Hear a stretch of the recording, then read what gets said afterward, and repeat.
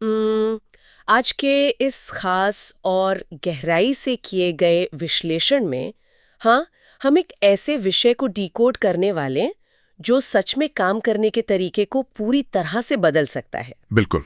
और मेरा मानना है कि आज की इस तेज तर्रार दुनिया में इस पर बात करना सबसे ज्यादा जरूरी है। हाँ, तो हमारा मुख्य मकसद ये समझना है कि फ्लो स्टेट यानी वो मानसिक अवस्था जहाँ इंसान का प्रदर्शन अपने सबसे बेहतरीन स्तर पर होता है, उसे अनलॉक करने के पीछे का विज्ञान और मनोविज्ञान आखिर है क्या। और इसके लिए आज हमारे पास एक बहुत ही शानदार स्रोत है। सही कहा। आज की हमारी ये चर्चा मशहूर लेखक स्टीवन कोटलर के काम पर आधारित है, खास तौर पर उनके chapter 10 release how to let go and unlock flow पर। जो कि अपने आप में एक मास्टरपीस है। बिल्कुल है।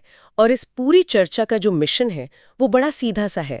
हमें उस पुराने भ्रम को तोड़ना है कि जीवन में कुछ भी बड़ा हासिल करने के लिए बस लगातार बिना रुके पागलों की तरह मेहनत करते रहना ही इकलौता रास्ता है। मतलब वो जो हसल कल्चर है, हर वक्त काम करने वाला। गो करने की कला क्यों इतनी ज्यादा अनिवार्य है? चलिए इसे थोड़ा खोल कर समझते हैं। कल्पना कीजिए कि किसी बहुत बड़े काम, किसी बड़े प्रोजेक्ट या एक लंबे संघर्ष के बाद कोई इंसान सबसे खतरनाक गलती क्या कर सकता है? मेरे हिसाब से वो गलती है खुद पर और ज्यादा जोर लगाना। मतलब थके होने के बावजूद खुद को और ज्यादा पुश करना। बिल्कुल। हम सबको लगता है कि अगर हम बस थोड़ा सा और जोर लगा लें तो काम बन जाएगा। लेकिन स्टीवन कोटलर के काम से जो सबसे अहम बात निकल कर आती है वो ये है कि फ्लो कभी भी जबरदस्ती या ताकत के इस्तेमाल से नहीं आता। इसके उलट यह पूरी तरह से समर्पण से या कहें तो सरेंडर करने से पैदा होता है। और यहाँ जो सबसे आकर्षक बात है वो ये है कि कॉटलर इस पूरी प्रक्रिया को कितनी बारीकी से परिभाषित करते हैं। उनका एक मूल विचार है जो मुझे बहुत पसंद है। वो कहते हैं कि संघर्ष केवल एक तैयारी है, लेकिन रिलीज एक अनुमति है। संघर्ष, तैयारी और रिलीज, अनुमति, ये बहुत गहरी बात है। हाँ, इसका सीधा सा अर्थ यह है कि हम चाहे कितनी भी मेहनत कर लें, चाहे कितना भी पसीना बहा लें, वो सब केवल जमीन तैयार करने जैसा है।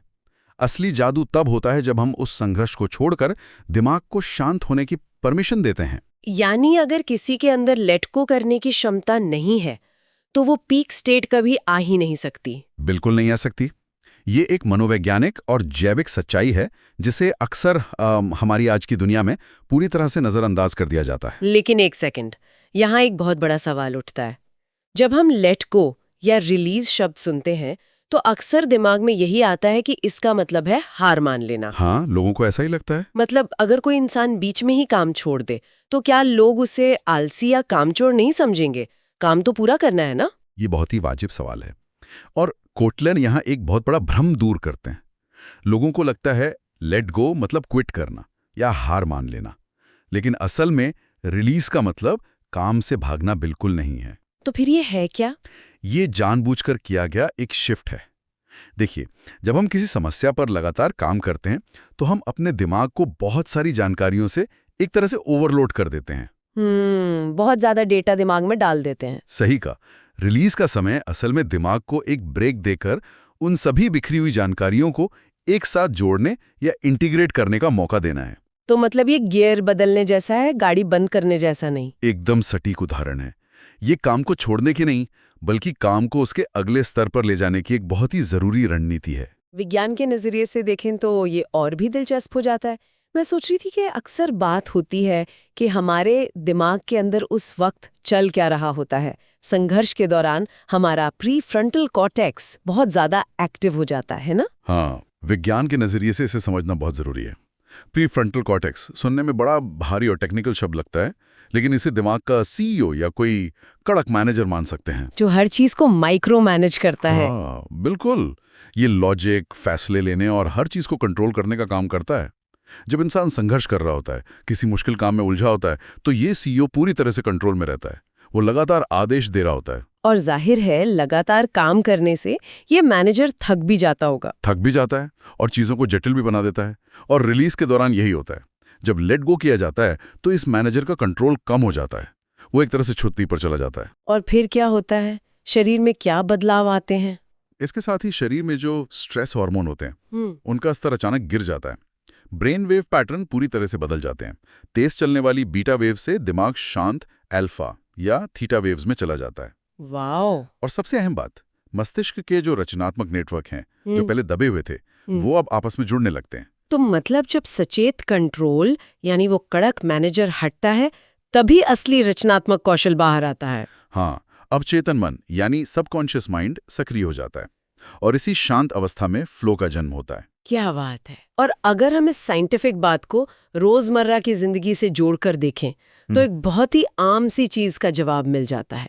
क्या कभी किसी के साथ ऐसा हुआ है कि किसी मुश्किल समस्या का हल घंटों लैपटॉप के सामने बैठकर नहीं मिला? और जैसे ही वो इंसान नहाने जाता है या शावर के नीचे खड़ा होता है, अचानक से एक आहा मोमेंट आ जाता है। बिल्कुल।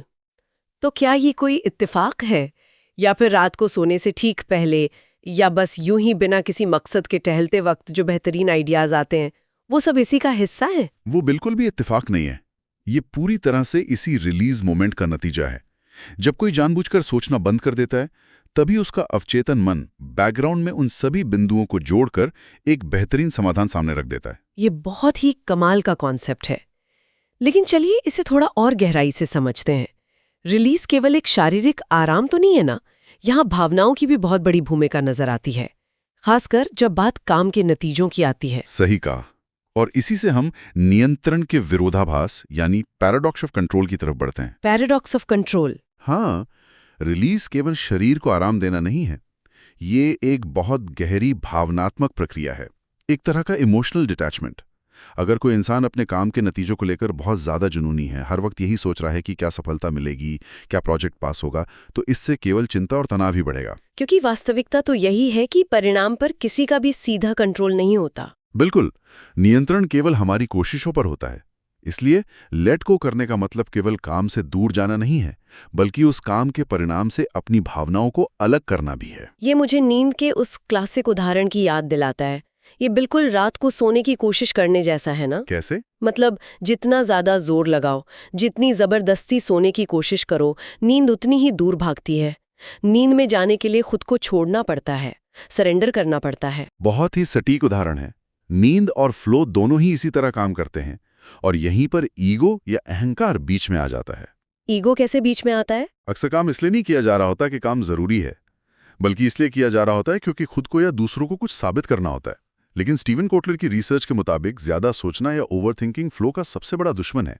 तो जब इंसान खुद को साबित करने की होड़ से बाहर निकल जाता है, खुद को भूल जाता है, तब उसका प्रदर्शन अपने आप बेहतर हो जाता है। बिल्कुल, अहंकार और फ्लो कभी एक साथ नहीं रह सकते। और अगर हम इसे बड़े परिदृश्य से जोड़कर देखें तो पीक परफॉर्मेंस अपने आप में एक बहुत बड़ा विरोधाभास है। विरोधाभास? वो कैसे? ये एक दोहरा रूप है। जब इंसान संघर्ष के चरण में होता है तब नियंत्रण बहुत आवश्यक होता है। उस समय पूरा अनुशासन और फोकस चाहिए। लेकिन जैसे ही वो रिलीज के चरण में प्रवेश करता है तब समर्पण उतना ही जरूरी हो जाता है। मतलब संघर्ष में कंट्रोल और रिलीज में सरेंडर। जो इंसान जितना ज्यादा कंट्रोल को पकड़कर रखने की कोशिश करेगा, फ्लो से उतना ही दूर चला जाएगा। एकदम सही। इन दोनों में महारत हासिल करना ही सफलता की कुंजी है। लेकिन एक प्रैक्टिकल बात करते हैं। ये विरोधाभास सुनने में जितना अच्छा लगता है, असल जिंदगी में इसे अपनाना उतना ही मुश्किल है, खासकर आज के इस तेज रफ्तार वाले दौर में जहां हर कोई बेताब है, हर किसी को तुरंत रिजल्ट चाहिए। ये तो है।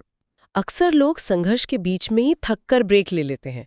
तो क्या वो भी रिलीज है? समय का या टाइमिंग का इस पूरी प्रक्रिया में क्या महत्व है? टाइमिंग का महत्व इसमें सबसे ऊपर है। उच्च प्रदर्शन करने वाले लोग, जिन्हें हम हाई परफॉर्मर्स कहते हैं, वो इस बात को बहुत अच्छी तरह से समझते हैं। वे जानते हैं कि अगर संघर्ष का चरण पूरी तरह से और सही ढंग से पूरा हुआ है तो रिलीज का आना पक्का है, वो आएगा ही। लेकिन जो लोग बेताब होते हैं उनका क्या? जो लोग बेताब होते हैं वे काम के बीच में ही, जब संघर्ष आधा अधूरा होता है, तभी ब्रेक ले लेते हैं। उन्हें लगता है कि वो रिलीज कर रहे हैं, लेकिन असल में वो बस काम टाल रहे होते हैं।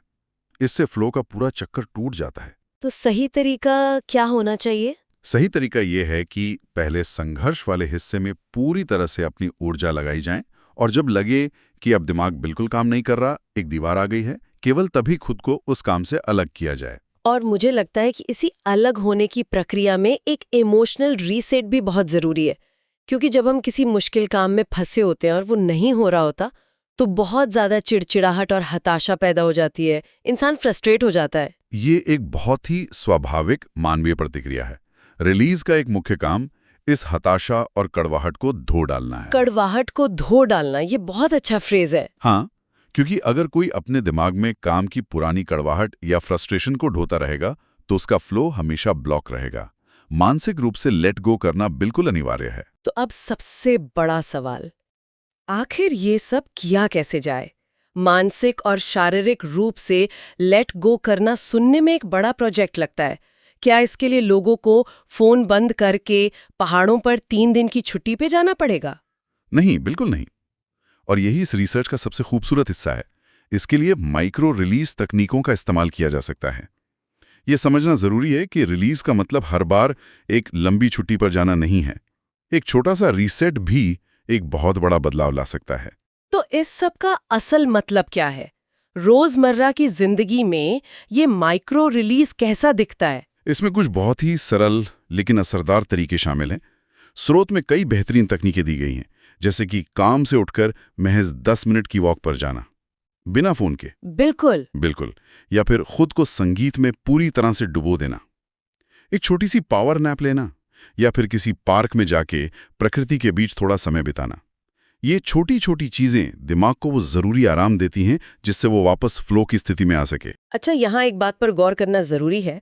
आपने कहा बिना फोन के वॉक पर जाना, क्योंकि अक्सर लोग ब्रेक के नाम पर बस फोन खोलकर सोशल मीडिया स्क्रॉल करने लगते हैं। क्या वो रिलीज नहीं है? बिल्कुल नहीं, वो रिलीज नहीं है, वो बस ध्यान भटकाना या पैसिव नंबिंग है। Passive numbing? हाँ, जब इंसान स्क्रीन देखता है तो दिमाग लगातार नई जानकारियों को प्रोसेस कर रहा होता है।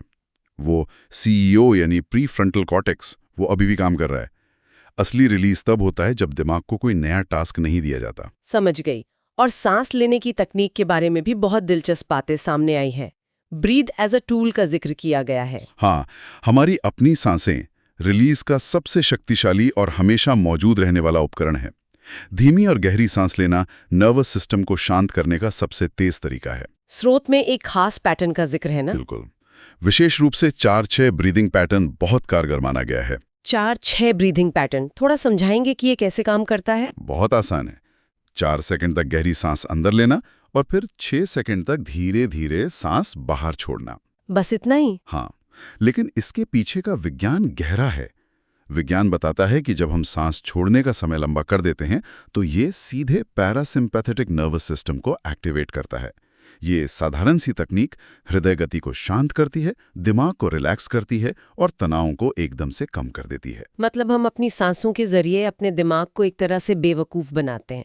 उसे ये संदेश देते हैं कि अब कोई खतरा नहीं है, संघर्ष खत्म हो गया है, अब आराम करो। बिल्कुल, और यही वो ट्रिगर है जो फ्लो को सक्रिय करता है। ये तकनीक किसी भी प्रकार के क्रिएटिव ब्लॉक को तोड़ने में भी बहुत काम आती है, खासकर कलाकारों और लेखकों के लिए। अगर कोई लेखक अटक जाए तो उसे क्या करना चाहिए? कोटलर के काम में राइटर्स ब्लॉक का एक बहुत ही सटीक उदाहरण है।